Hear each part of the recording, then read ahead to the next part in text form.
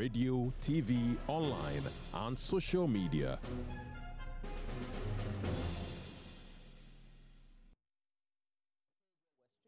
And on Facebook, you can find our page there. Join Us on TV is a page, and we've linked that to our Twitter handle at Join Us on TV. And exclusively, we have to do the interactions, and we have the Member of Parliament for Bulsa South here, and a very good friend of mine too, before he entered into all the mainstream politicking of the country.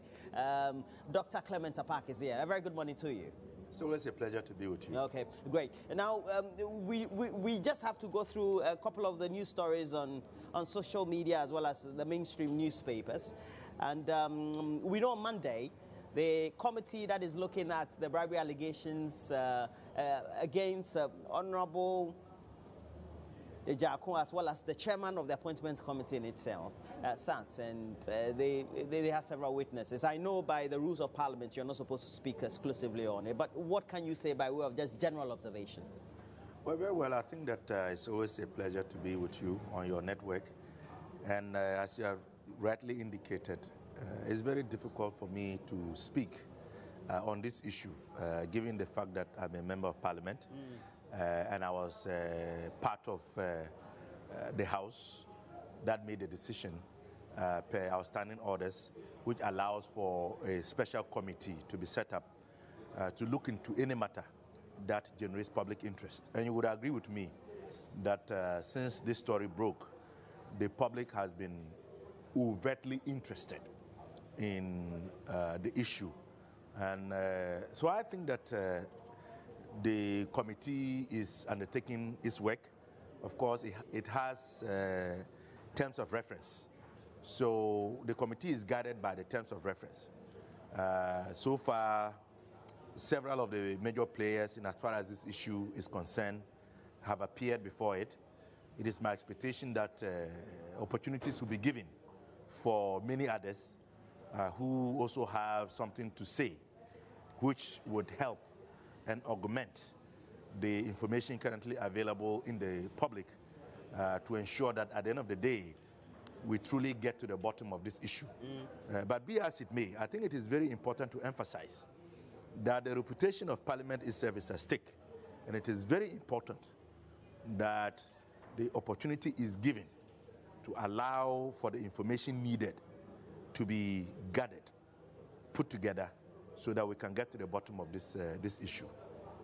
We know it's been an issue for which, for those critics out there, whether they're in civil society or the media, keep saying that perhaps even the committee composed by the Speaker shouldn't have been members of Parliament in themselves, etc., etc., or shouldn't even have been a body of Parliament at all. Well, as somebody who believes in the rule of law and as somebody who also believes in the separation of powers, I would say that Parliament acted within its powers because the standing orders allow for a special committee of this nature to be set up. And mind you, the committee was set up largely because of the public interest. So whilst it is indeed the case that it is Parliament that set the Ad Hoc Committee, that committee was set up to satisfy the fact that the public that we serve is interested to get to the bottom of this issue. But as a Democrat and somebody who also believes in the multiplicity of opinions and the fact that every Ghanaian has the right to freedom of speech, I can also appreciate those who are saying, for example, that this matter should have been sent to another establishment to be looked into. So whilst I can understand where they are coming from, by virtue of the fact that I'm a member of Parliament, I must go by what I have voted for. But we'll see how that goes. Ultimately, the committee has in excess of just an extra week or two to wrap up its report or its work and present a report to the Speaker. Well, that is what is expected, because when the committee was formed and the terms of references were given, there was also a timeline that was given. And as far as the report of the committee is concerned. So we are all very eager. We all anticipate that the committee would be able to conclude its work within the time frame given, and then to give the report to the Speaker. And I'm very sure that that report is going to come to the floor of Parliament And your guess is as good as mine, but I can tell you one thing. It will be subject to serious scrutiny.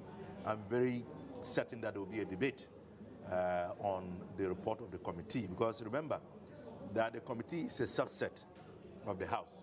So whatever the committee does is not conclusive. It has to still come to the House, to the plenary, for it to be considered, debated, and then probably a vote taken as to whether we agree with the conclusions or proposals or suggestions that will come from the committee or not. So these are early days yet, but at least the process has started. But let me emphasize again that the very reputation of Parliament is at stake. And this has implications for the perception that the public has about Parliament. I'm new, and so I would also wish that quite clearly this should serve as the bulwark, if you like, the yardstick, if you like, the foundation, for us to be able to put to rest the perception, whether true or not, that some of these occurrences have been going on in this House. I don't know. You don't know. So let's hope that we will get some. But you listen to some of the responses, you watch the reactions, and not only of the proceedings of the committee, but even before the composition of the committee, you get to question whether the minority is united. Well, I am a member of the minority by virtue of having won the Busa South seat on the ticket of the NDC. I've had a chance to participate, I think, 4 times in various meetings and gatherings of the minority. And very interestingly, this issue has never been an issue that has come up in our meetings. So we see this particular issue as one that has to do with the appointments committee. And so, for the lack of a better word, it has not infected the minority as a caucus. So we are leaving it where it is, and hoping to see the outcome. Whatever the outcome may be, we would know how to respond. But I can tell you that we continue to be united. And as you can see, since then, the minority has issued a number of press statements. The minority has addressed press conferences in unison. So to suggest that this issue has cracked the minority front, it certainly has no basis at this time. Well, we'll see how that goes. But we're also bringing to you live pictures from Parliament, and this is just in the chamber. You could find that it's where we're bringing to you the first of several of State of Nation addresses to be given by the President, Nana Addo Akufo-Addo. We hope that that proceeding will kick start by 10 to 11 of normal GMT. But more importantly, just in case you want to get interactive, you can do that on Facebook. We have a page there, Join Us on TV. We've linked that to our Twitter handle at Join Us on TV. And when you get there, please give us pictures wherever you are in your community and how people are at times, for many of the periods where you are reacting to the first State of the Nation address to be given by the President, John, I keep saying John, the President, Nana Addo Akufo-Addo. Very well, it's understandable. Yeah, in 4 years, so you have to. Surely. But now let's look at a reaction. And former President Rawlings was visited by a couple of movie actors and producers in the movie industry or entertainment industry.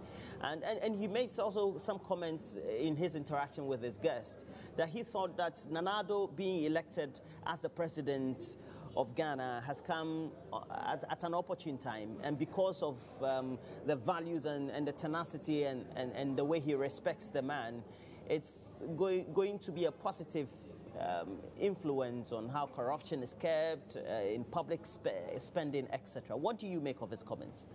Well, very well. I didn't have a chance to read the transcript and I've not seen the video, but what I can say is that I don't know the relationship between the president, Nana Addo, and the former president, Jerry Rawlings. So it is very difficult to hazard or to proffer a reason why the statement that you are attributing to him may have been made. But what I know is this: as a nation, we always do our best to build upon what has been bequeathed to us. So be it in the fight against corruption, which you know I was a very strong voice for, even before I got involved in mainstream politics, and even when I got involved in politics, part of my responsibility was to receive petitions and to make recommendations, and generally, as part of the former president's effort to fight corruption, not only did he oversee the passing and signing into law of the National Anti-Corruption Action Plan, which we call NECAP, but he even then mandated the then Attorney General, Marita Brew, to set up a desk in her office to deal with these sorts of matters. The then president wasn't even satisfied. If you remember the expose that came through Anas Aremia Anas, action was taken very swiftly because the president largely agreed with the recommendations that came from the chief of staff. And you know what has since happened.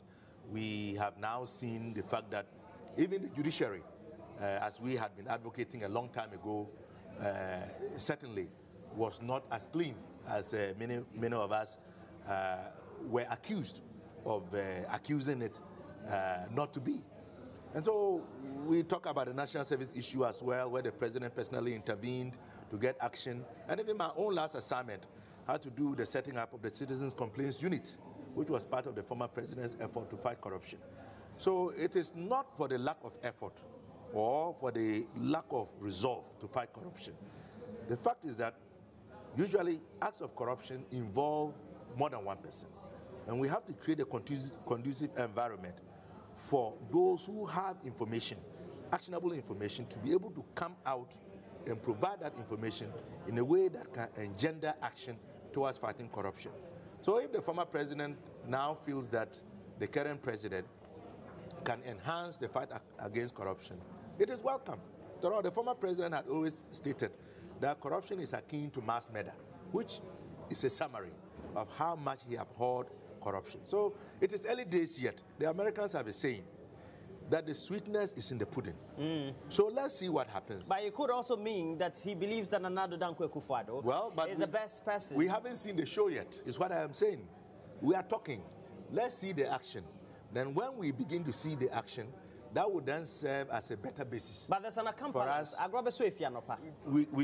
where is the Anopa? What have we seen? When they are period of Anopa. So let's wait. That is exactly why I'm saying let's wait. Okay, but let's speak on the subject of the first State of the Nation address by President Nana Addo Dankwa Akufo-Addo. It is being touted to be one that is going to give hope and give a certain perspective broadly about how the economy was. And we know that the former president, John Mahama, also tried to give us a summary of what the state was before ultimately he left office. What do you make of today's State of the Nation address? Well, it's difficult to anticipate quite clearly because His Excellency President Akufo-Addo, this is his first State of the Nation's address. Naturally, you know, when you have nothing specific to point to in terms of an achievement in government, the only thing you can do is to talk about hope and to speak about the future. But by and large, I think the good people of Ghana would expect to hear from him specifics or at least broad policy guidelines or positions or frameworks about some of the fundamental promises that he made when he was a candidate. So matters to do with the fight against corruption, matters to do with unity, peace and security. And I would say that a lot of Ghanaians feel a bit unsecured at this point. Why? I mean, if you take a cursory look at what has been going on in the country since our government handed over with all kinds of people, you know, invading and taking over public institutions, beating up people, serving police officers, being assaulted at the seat of government, and all of that. You know, people are worried. Putting together a task force supposedly to retrieve public assets that nobody knows who they are, and people are being stopped in the middle of traffic, their vehicles are being taken. That doesn't give a general sense of insecurity, does it? Of course it creates insecurity. Would you be comfortable if a group of 5 persons appeared in your house? Sporadic. It is not sporadic. Sparsely. These have happened across board. Let me provide you a lot more ways. They have happened in Wa, they have happened in Accra, and many other parts of the country. They've happened in Tamale, And so it is creating a lot of insecurity. So we will want to hear about that as well. What is the position of the president? Does he condone this type of behavior? Somebody who, was touted as being a foremost human rights activist. I mean, what is he going to do about the Nanka Bruce assault in the Flagstaff House, where there is a video circulating on social media? All of these matters are going to be important.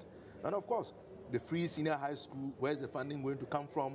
Is it going to be a sustainable source of funding? One dam, one village, one factory, one district, and we also expect to hear about the $1 million, one constituency. So there's a lot. Reducing utility prices, ensuring that fuel prices do not increase. We want to hear about this. The IMF bastardized but fewer prices than the rate at which they increase really are not in the hands of... but they spoke against that, and they said if they came, this was not going to happen, but it's happening. So this is a practical example. Let us hear. Are you going to do what you said? Who spoke against it? Who spoke about it? The president spoke against it. So we are expecting to hear this. So what we expect from him is for him to be brutally truthful. State the true state of the nation. What you came to meet, what is happening now, and where you expect to take us to, and what it will take to take us to where you expect to take us. But talking about where we're coming from, over the last 4 years, we're told that the economy hasn't performed. If you look at both the macro and microeconomic indicators, and especially looking at the fact that our debt to GDP ratio even inched up to the point of some 72% per GDP, now of course reduced to about 63 thereabout. If you look at those exclusivities, it gives you a certain sense of some hurdle ahead of the Nana Addo-led government. No excuses. Ghanaians decided that they wanted a change. And indeed, President Nana Addo, as candidate Addo then, made a promise that he was going to fix it. So the good people of Ghana expect him to fix it. It is really as simple as that. And we never ran away from the fact that we're facing challenges. That was one of the reasons why the Senchi consensus was reached. It was one of the reasons why we engaged the IMF, which they condemned. But now they are actually lobbying with the IMF to increase the lifespan of the program, which means that now that they are in the saddle, they are beginning to see what we had to deal with. So Ghanaians are not looking for excuses. They are looking for solutions. This is what he said on the campaign trail, and we are going to hold him duly accountable. Everything that Nana Addo and the MPP said when they were campaigning is public record. We have chronicled all of that, and we are going to hold them accountable. That is the role of a constructive opposition. What you said you are going to do, we expect you to do it. No excuses. You claim to have had the magic wand. Wave it. Solve our problems, and we need solutions. Well, the man has just been in office with this government, not too long, just a little over about 6 weeks. Too much pressure the opposition seemed to be putting on President Nana Addo Akufo-Addo. It is not too much pressure from the opposition. It is too much pressure from the people of Ghana on the basis of what he put before them to get their vote. So if the people are now demanding for resolutions, I think that it is their right. I mean, we expect to see nursing training, teacher training allowances reinstated within 90 days. That is what the Vice President said. So these are their own pronouncements. And I don't think that it is out of order for us to hold them to account on the basis of promises and pronouncements that they have made themselves. They knew fully well what they were doing. They knew fully well what they were saying. And as a party and a president that always talked about having the men and women, there is no reason why there should be any flip-flopping. Get it done. Fix it. What do you make of the president's free SHS policy? And indeed, just from over the last weekend, not the current one, just 2 weeks ago, he announced itemizing the various line items that will be free and enjoyed by parents who have children in senior high schools. Exclusively a more opportunistic and positive future for those who have children in senior high school. Well, I have one of the best policies you can ever find. I have to say that the issue of free senior high school is not one that is opposed by any Ghanaian, even our government. The difference is in the approach. We, by our assessment, the state of social and economic development of our nation, we were of the opinion that the gradualist approach was the best. So the Constitution makes it very clear that we should work towards making education progressively free. So we were going step by step by step by step. We never opposed it. Now his alternative was that when I come, I want to do it wholesale. But the issue now is, where is he going to get the funding to be able to implement it? This coming September, which is just a few months from now. I mean, we are in February. September is not far. And so if you say that you are going to start free senior high school in September, the issue is that it is good, but the question is, where are you going to get the funding? Because conservative estimates, and this is not coming from the NDC, even Imani and other think tanks have all concluded that the current government would not need less than $1 billion to be able to fund this program annually. So where is the sustained funding going to come from to implement? It is because we knew that our current state of economic development had not reached a level that will allow us to roll this thing out fully, which caused us to begin the processes. And we began the processes by increasing access, because the students must have a classroom to go and sit in before they can then get all the other ancillaries to be free of charge. Hence, the community day senior high schools that we were building. You also have to increase the number of teachers to be able to provide high quality instruction to the students. So we were working at this at multiple levels.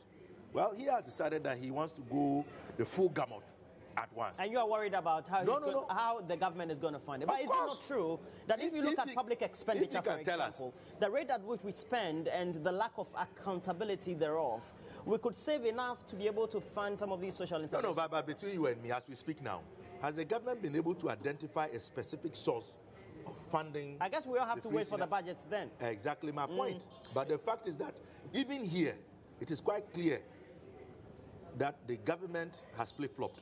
I mean, you remember the statement attributed to the senior minister, Osafo Maafo. Where? About the senior minister. Where he said what? Where he said that they were going to draw resources but that has from been the Heritage Fund. by the finance minister. So who is speaking for government? This is a very important policy statement. Who do you want to believe? Well, that's another finance minister, the one who is in charge of the public purse. But it is not my responsibility to decide who speaks for government.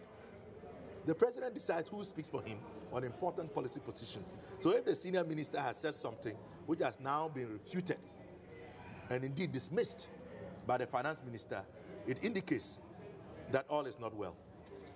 From your perspective? Well, they should be on the same page, singing from the same song. That's why I kept asking you, who would you believe?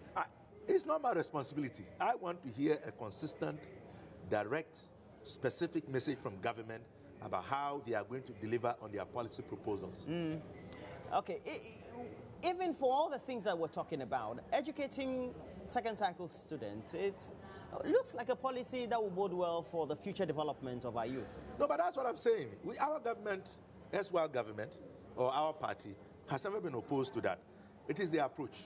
We believed in the gradualist approach, largely because there was a need to expand infrastructure, there was a need to expand access before you then get to the stage. And then we also, remember, we also took off certain fees that students were paying, if you remember.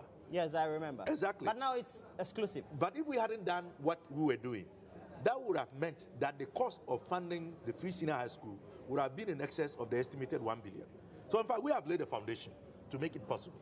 But even so, we are still asking government to give us specifics about the source of funding. And we have no problem with it, but let's know where the funding is going to come from. A huge concern is the public sector debt stock. And if you take a look at our borrowings over the period of the last 4 years, especially since 2012, we've borrowed so much that as a country there are concerns that we're hitting the mark where we're not becoming liquid enough. And that's a worry for many civil society organizations and even including government. Well, borrowing is not bad because as a developing country, our needs are many and we don't have the resources within to be able to satisfy all our needs. The point is what you borrow for and where you invest the resources that you borrow. If you borrow those resources and invest them in ways that would yield benefits, both in the short, medium, and long term, I think that is clearly a practice that is acceptable. So, for example, if we borrow and invest in expanding educational infrastructure, I don't think that is bad borrowing. If we borrow and invest in expanding our ports, I don't think that is bad borrowing. If we borrow and invest in expanding road infrastructure, I don't think that is bad borrowing. If we borrow and invest in, if you like, the health sector, that is not bad borrowing, because to be able to ensure that there is synergy in your economy and that the different components thrive, for you to maximize the outcome in the medium to long term, you must invest. And if the resources are not available locally, the only other option is for you to borrow. So borrowing is not the issue, it is what you borrow to do. And that is what we have done. And the record is there to show. Well, we're still bringing to you live coverage here on Joy News from the forecourt of Parliament. And we'll be speaking to a number of MPs as well as guests who will be here. But you can see the live pictures from the public gallery, just giving you a live view of the chamber. And very soon we expect to have the speaker also coming within the appropriate time of just around the next hour or two, where we're going to have the President address Parliament. It's the first of the State of the Nation address by President Akufo-Addo. And we'll bring to you a lot more views in the course of the coverage. But please get interactive on Facebook. We're streaming live there. We are Facebook. The page is Joy News on TV. We've linked that to our Twitter handle at Joy News on TV. And then you can always watch us there because we're streaming live. It's an opportune time for you also to tell us what you feel about the State of the Nation address and what we can do. And we've had here Dr. Clement Apak, a Member of Parliament for Busa South. You haven't added my local name. Yes, which is? Abasinab. Abasinab. Dr. Clement Abasinab Apak, that's right. Member of Parliament for Busa South. And thanks for joining me. It's always a pleasure. Yeah, good morning to you. Say salute to the Busas. Soluna. Okay, thank you very much too. It's been great having you on. As always. All right, so we have to take a break. We'll be right back with a lot more. Where's the mic, man? Or the owner of the